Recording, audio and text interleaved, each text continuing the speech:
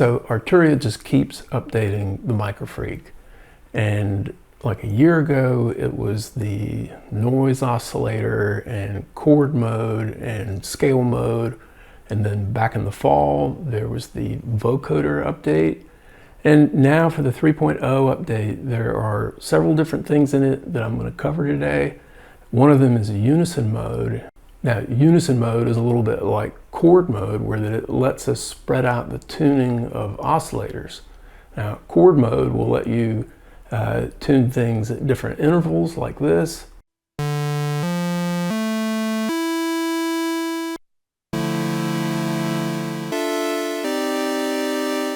Or for something like a diminished chord, you can use chord mode to spread things out evenly.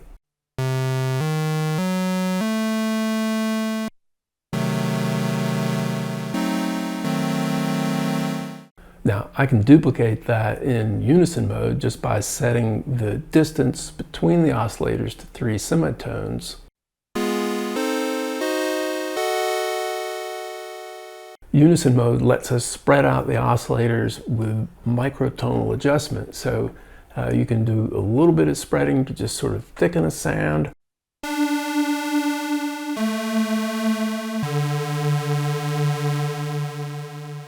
Or you can broaden all the way out to an octave. But unlike chord mode, the key thing to think about for unison mode is that you can target that spread with one of the modulation sources. So for example, like LFO, cycling envelope, or the pressure. And so I want to emphasize this up front about unison mode, that even though it seems like, it's detuning or whatever, and maybe just a small thing, it actually has a huge impact on the sound design that you can do with a MicroFreak. Because if you think of unison as sort of like in the center, and then you've got your different LFO, envelope, or pressure coming into that, and then you've got the unison able to change any of the oscillators that are on the MicroFreak, and that'll presumably even get added to. And so the combinatorial effect is that it will have a huge amount of impact on the different sounds that you can get out of this device. Now, before I start talking about the new oscillators in this update, I just want to mention a couple of tiny things that have been changed that I feel like they're very nice. One is that the number of presets has been increased from 256 up to 384. And if you're like me, I start thinking about something that's at 327 or whatever, and I've only got the one dial. That's a lot of scrolling that in the past we would have had to have done. But in addition to adding more preset space, this update also makes it so that when you turn the MicroFreak off, turn it back on, it remembers the preset that you were using or were working on. So that's a great feature that is going to translate into a lot less scrolling and looking for stuff. Now, arguably the most substantial part of the 3.0 update is the set of 3 new oscillators designed by the company Noise Engineering. And my main way that I know about noise engineering is that they make modules for modular synthesis. And so this is the only one that I have. It's the OrLogic Solum. It's a clock and very densely packed multifunctional timing thing.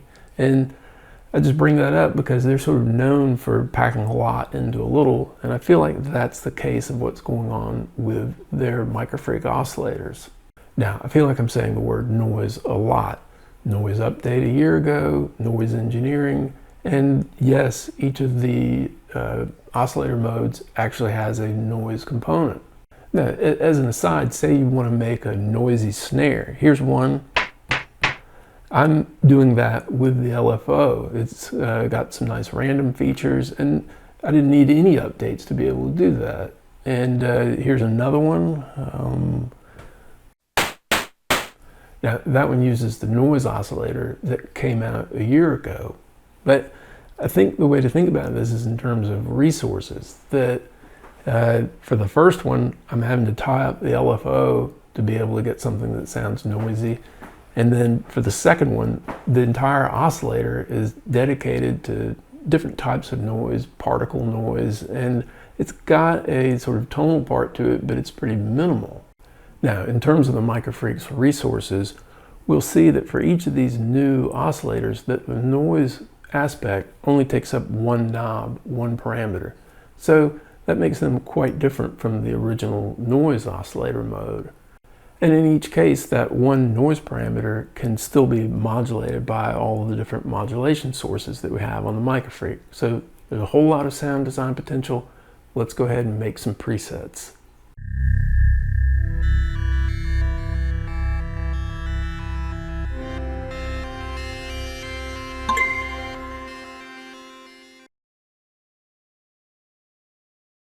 Okay, so let's explore the Unison feature and make a simple preset while we're doing that. I'm going to start with just the init setting. So that uses the BasicWaves oscillator type. And I'm going to turn the Morse setting all the way down to 0 to get an even simpler tone. And I'm going to drop the octave. And so it sounds like this. Now to start Unison mode, you hit Shift and then Paraphonic, and there's a default setting for the Unison spread of 0.123, which sounds like this. So it comes on with a default that lets you know that it's on, but I want to point out that we make adjustments to it, and you can adjust it to less than the default and much more than the default. We do that by Shift plus Paraphonic, but I find it easier to do with two hands, so hold Shift, hold Paraphonic, then you can let off Shift to make that adjustment. Now, you'll notice that I'm adjusting it with the preset knob, so what you really don't want to do is let off Paraphonic while you're making that adjustment, because it'll move you out of what you're working on and you'll lose what you've done. It's a little weird to get used to using this knob, the preset knob, for something besides menu diving or changing the preset, but it's not that bad. I find it very efficient.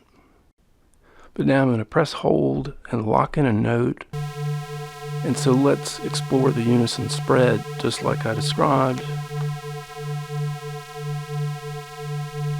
And when you go lower, you'll start to hear some really nice beat frequencies.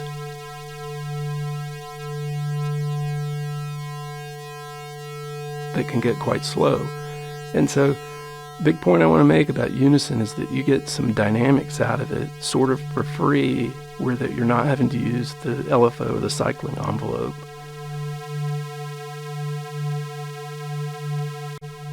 Now the next important thing to point out is that the midpoint of the spread is actually a value of 1. So you can think of that as a cluster of 4 chromatic notes on a keyboard. And then it goes all the way up to an octave, so 12 steps. And there are some nice things in this top part of the spread. I'm going to go down to a slightly detuned 5th. So that's 7 steps plus a little bit.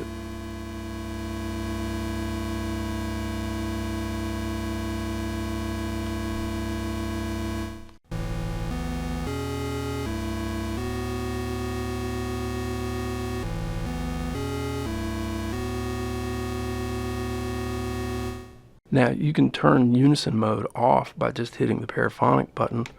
So that sounds like this. But realize that when you go back to it, it actually stores your setting. So that could be handy in a performance situation. Okay, so now let's make that bass preset. I'm going to take the spread down back to the default value actually of 0.123 here. And that sounds like this. And I'm gonna, let's see, turn on the arpeggiator, put on a hold, throw in some notes. All right, now add in a low note. And add in a high note.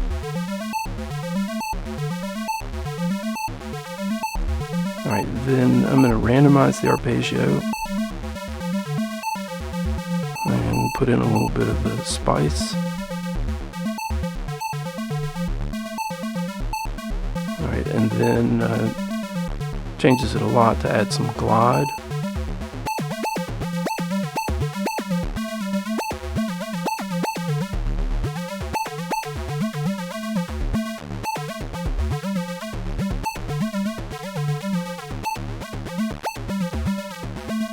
Okay, and then I want to make it a little bit more beefy by changing this morph back up and adding the sub.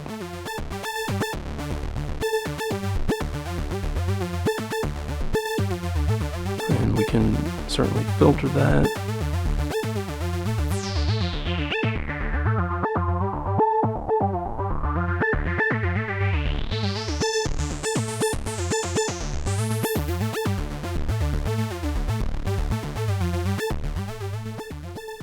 Alright, so now one more thing to show about Unison with this preset is that if you go into the menu utility, go into the preset submenu, and you can go down to the Unison count. And you'll see that right now we have a Unison count of 4. Then I'm going to start changing that. So that's 3. Sort of opens it out quite a bit, and you can go down to 2.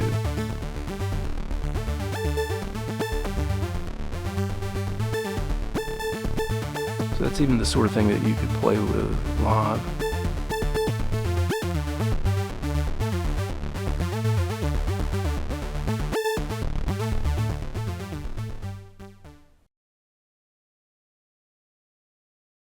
Okay, so for this next preset, I want to make sort of an ambient keys sound that gives a really spacious feel. And to do that, we're going to use Unison, but the sort of have your cake and eat it too setting of this patch is going to be that I'm going to use the chord mode. Now, if you listen to that, comes automatically set as a major chord. We'll leave that for now and change it in a bit.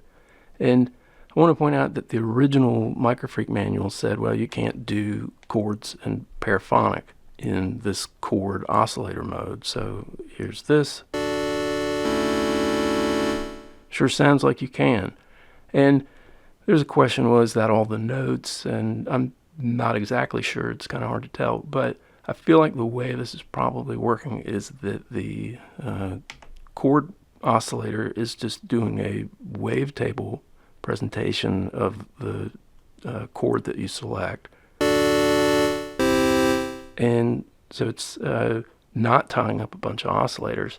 And so that means that you can also use Unison with that.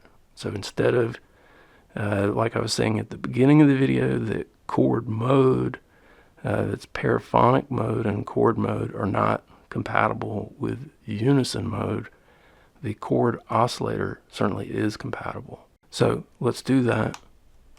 Turn it on to the default. Alright, and then, I don't know, just for the sake of it, listen to this. I'm going to crank it up to octaves. So this is chords and octaves combined.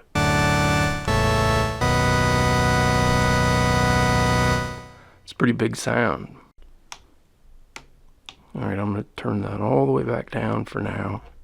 And I'm going to change the chord type to the minor 11th there. And I want to have it have a very long release, so I'm going to run it out to about 9 seconds. Something like that. Alright, so that already sounds quite pretty, but I'm going to ruin it briefly just by adding a whole lot of Unison, or relatively a lot, and go up to 0.4. Alright, so that sounds like this. Yikes.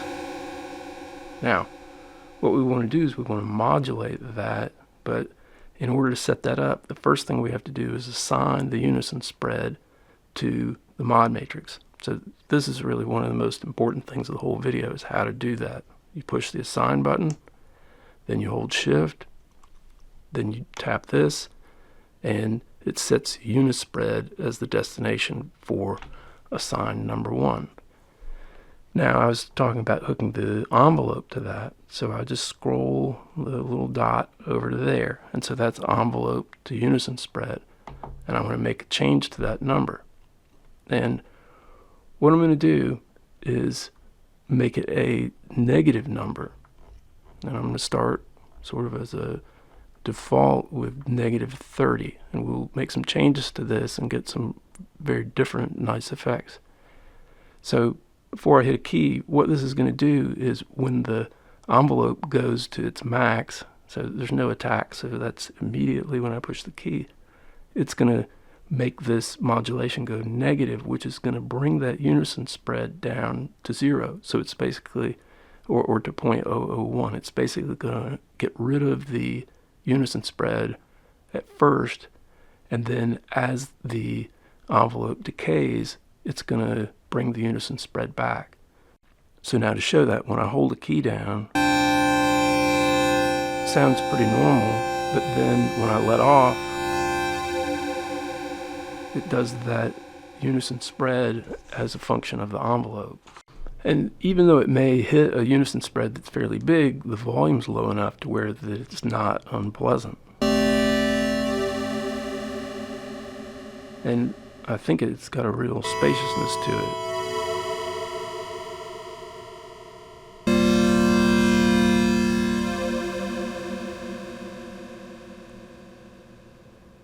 Alright, and so now let's make some changes to see what that does. If you make it not as negative, it basically causes the envelope to not quite get rid of the unison, so that sounds like this.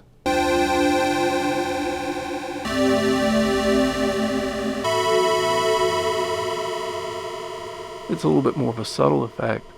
And then if we roll it all the way out to say like -45 or something like that, then that is going to make it delay bringing in the unison.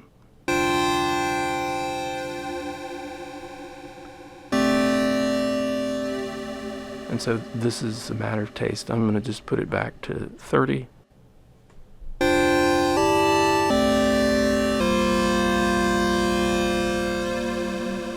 And if you stick with legato notes, it doesn't ever hit that dissonant unison mode.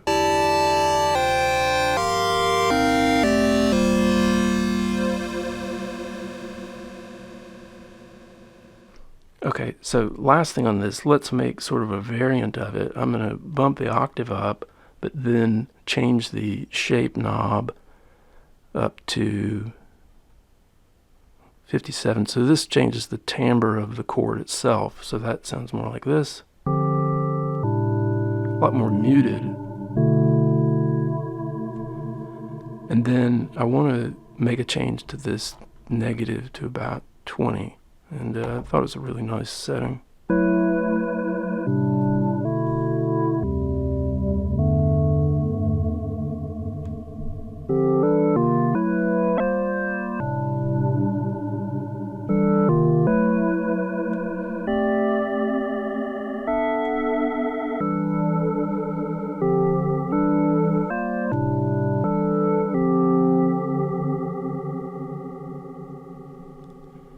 And so it's got a nice smooth sound, but as sort of a final touch on this, one thing that I did that I really liked was I changed the bend scale to the bend range, that is, to just 1. And so I thought it gave sort of a cool kind of tape warble effect.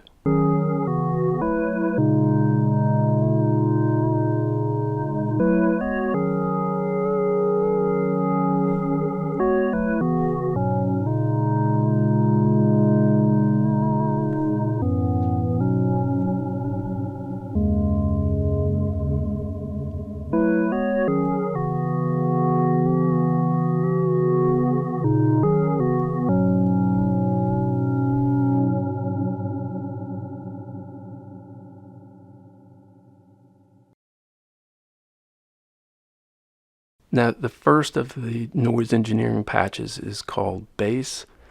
So I'm going to scroll over there and looks like that, and make sure all the parameters are zeroed, and it sounds like this. So what you'll find as sort of a theme for the noise engineering patches is that 2 of the parameters are sort of wave related, and then the third parameter is noise. And so let's just sort of explore some of these parameters for a second.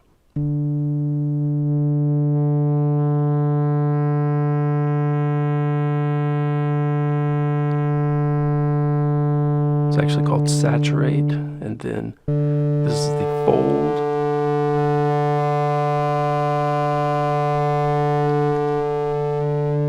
So both the saturate and the fold serve to brighten the sound, add in some harmonics, and then the noise, as you would expect,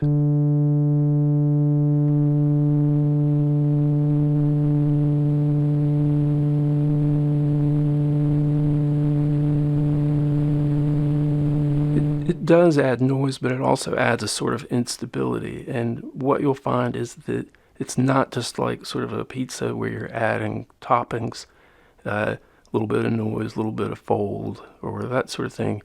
It's more that they are interactive. So I'm going to turn up some of the other parameters and add the noise, and you'll hear what I'm talking about.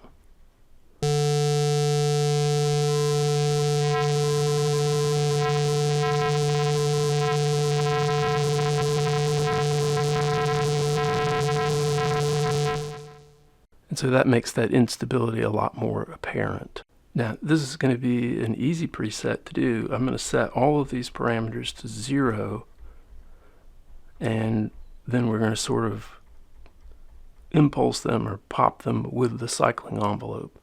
So to do that, first thing is going to be to set the cycling envelope to the envelope setting, and then I'm going to turn the rise time to 0, so there's not going to be any attack there, and then I'm going to make the decay time about 150 milliseconds. And then when you're in the envelope mode, this is no longer a hold, it becomes a sustain. So I'm going to set the sustain level to about 40%. And then the very last thing I'm going to do on the cycling envelope to start with is change the amount to just 40%. And this will have a big impact on the sound. We'll want to vary it while we play. And then now, just to connect everything from the cycling envelope to the different oscillator parameters, I'm going to come over here. This is cycling envelope to wave. Just going to max it out. Make that 100. Move on to the timbre. Make that 100. So that's the saturate and the fold. And then I'm going to go over to assign 1, which is actually defaulted to VCO parameter 3, which is the noise, and set that to 100. Okay. All right, so now that sounds like this. And we've got a pluckiness to it where the first part of the cycling envelope causes all the parameters to go way up, and then it lands at that 40% level and gives a sort of roughness as well.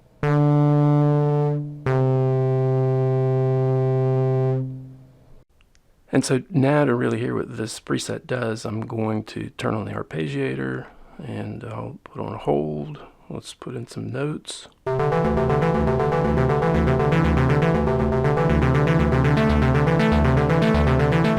Randomize that,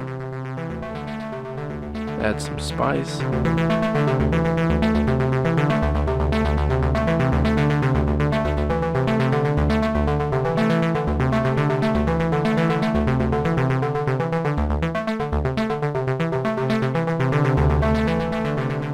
okay, and then the real virtue of this cycling envelope setup can be seen here.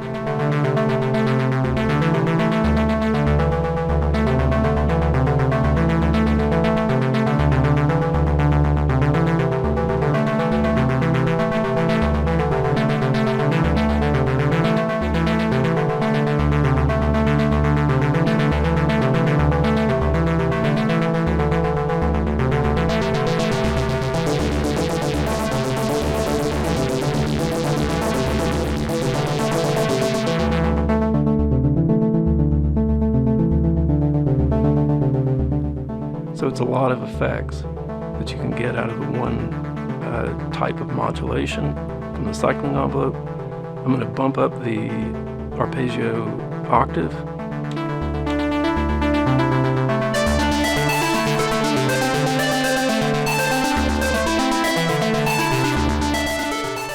And the fall of the cycling envelope can give it a sort of stroboscopic effect.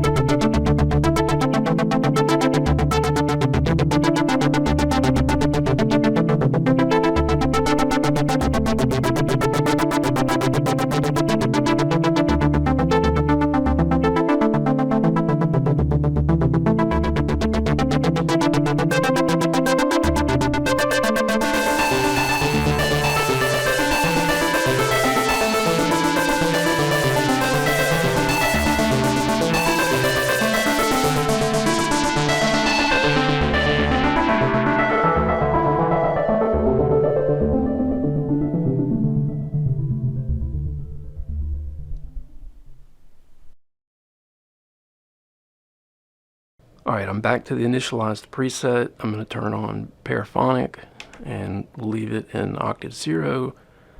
Set the release value to about 3 seconds for while we explore the second of the noise engineering oscillators, which is called SAW-X. So let me scroll on over to that.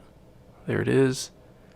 And there's the SAW mod parameter, the shape parameter, and again these are more wave related, and then lastly a noise parameter. So with it all zeroed, it sounds like this, quite SAW-like. And then I'm going to just add in some of these others.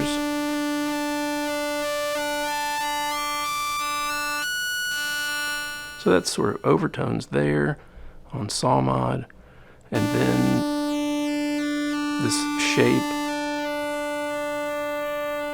again sort of the harmonic timbre to it, and then noise. I think you'll find that the noise for this one is different from the bass oscillator.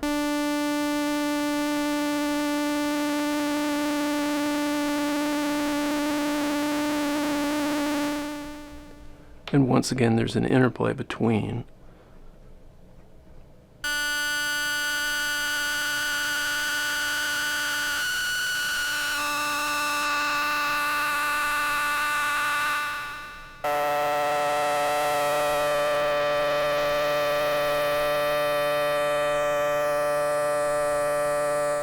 So a lot of different sounds that you can get out of this oscillator.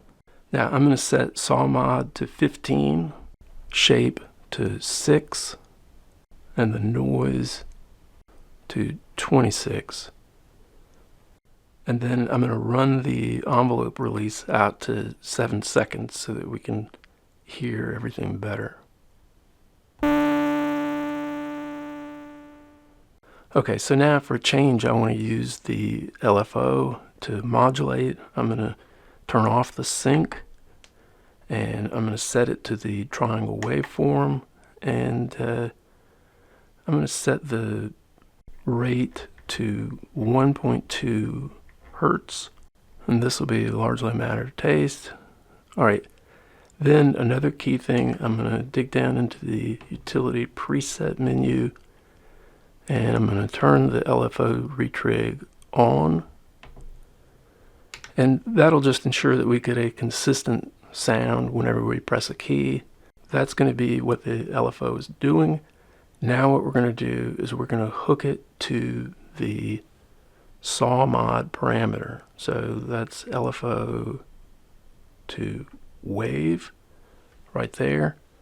and I'm going to make that be a strength of 15.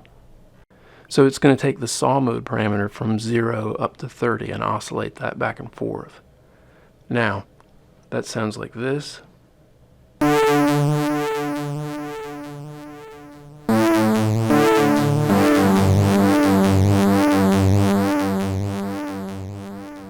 Which is nice, but I want to introduce another thing that the MicroFreak can do.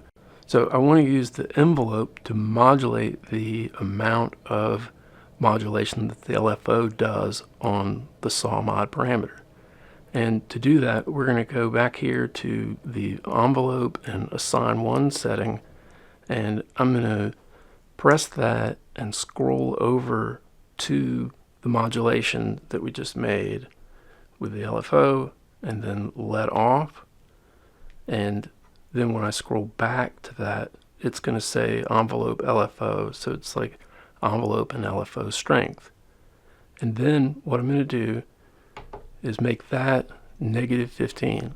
So this is the same sort of thing where when the envelope is high, it's going to push that LFO modulation low, and I want it exactly 15, because otherwise, since the LFO is bipolar, it will not go away if you don't make it exactly 15. So 15's all around, and that sounds like this.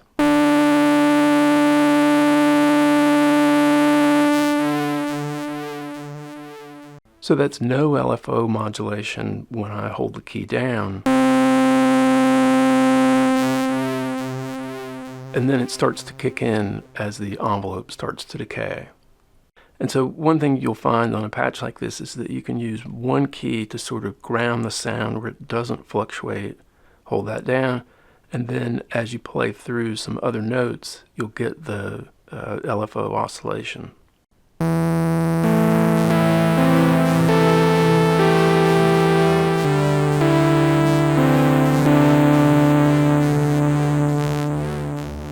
But it's also an interesting effect to do it all as a group. So if I play a minor ninth chord like this,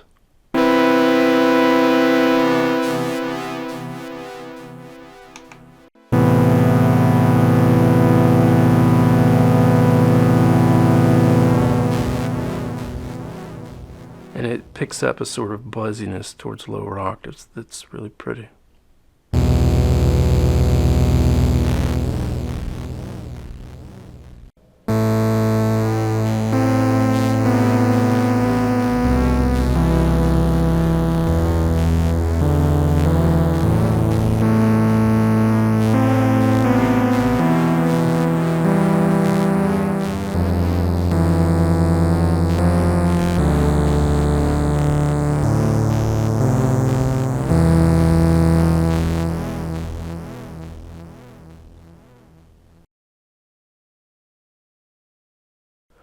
Alright, so let's keep at it. This is the initialized patch, paraphonic on, octave. I'm going to go with -1 and set that release to about 3 for now.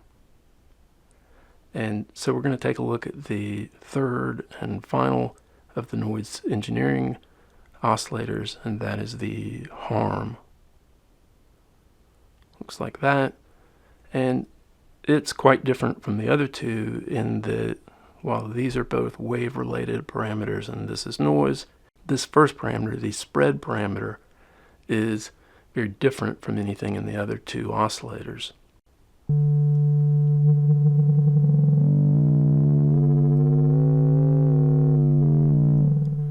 And I want to make the point that spread is similar to, but not redundant to, unison mode. And for a couple of reasons. Number one, I feel like that not all algorithms, not all digital algorithms are the same, so it sounds different to me, but also that the modulation of it would be different. And then more importantly, spread is done within one oscillator voice. And so this allows us to use it in paraphonic mode, in chord mode, and you can even have unison mode on top of the spread effect. So let's listen to some of it. The second parameter is rectify. So again, sort of a brightener, and then the noise.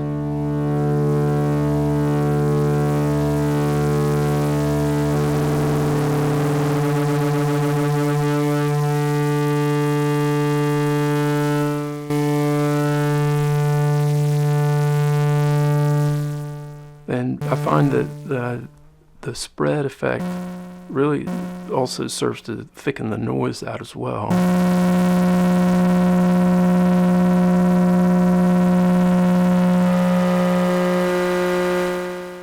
So now I'm going to set the spread to 0 because we're going to modulate that and then rectify to 50 and the noise to 25. And then I'm going to run the release way out to 10 seconds. So it just sounds like that. Then we're going to do two main things. The first thing is we're going to use the cycling envelope to give it sort of a thrumming sound through the spread parameter. All right, and to do that, I'm going to set up the cycling envelope with a 150 rise time, roughly, and then I'm also going to put it into loop mode, and then I'm going to have the fall time set to 0 millisecond. So it's a little bit of like a blunt ramp or blunt sawtooth shape. I'm going to make the hold value at about 500 milliseconds, say 520. And then I'm going to make the amount 70. And this is a place where the amount setting is actually critical. You have to sort of like tune that to get it to sound the way that it's going to sound. All right, and so now we need to hook that cycling envelope to the wave parameter, which is the spread. And so I'm going to set that modulation point to 15. All right. And so that sounds like this.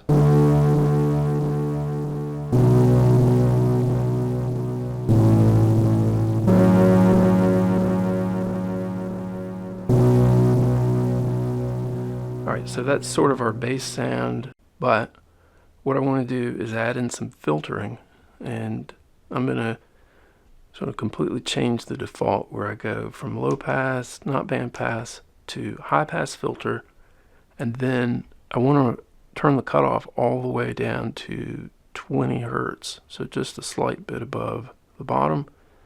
And then for the resonance, I'm going to go with 70, and so that gives it sort of a noisy sweep when it sweeps. And when I play that, it's not really going to sound any different.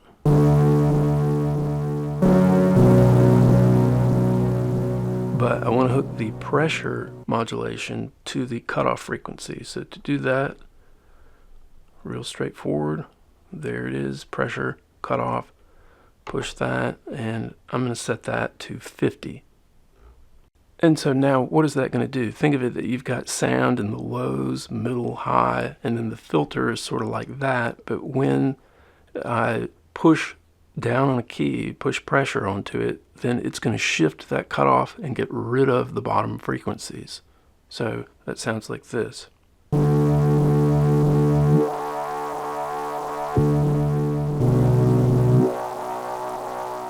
I let off, there's a little pop where the filter comes back before the envelope completely finishes.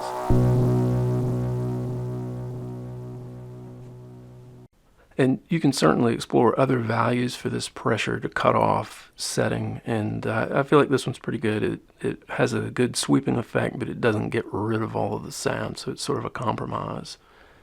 And you might recognize this patch as what I used for one of my January posts and showed in the last video.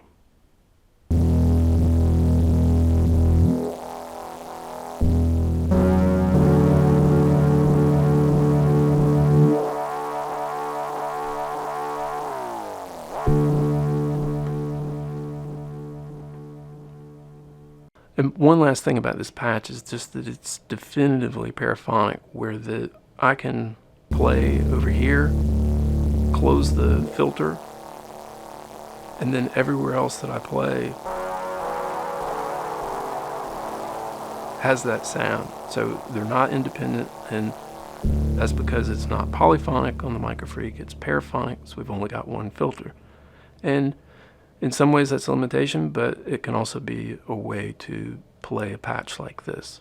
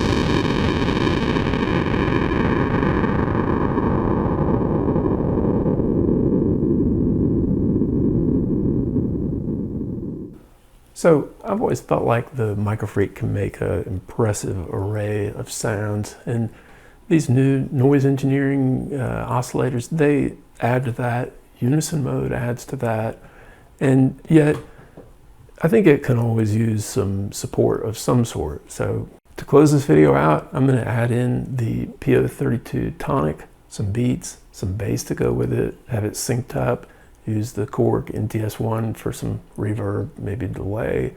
And so let's see how that turns out. I appreciate everybody watching, and I will see you in the next video.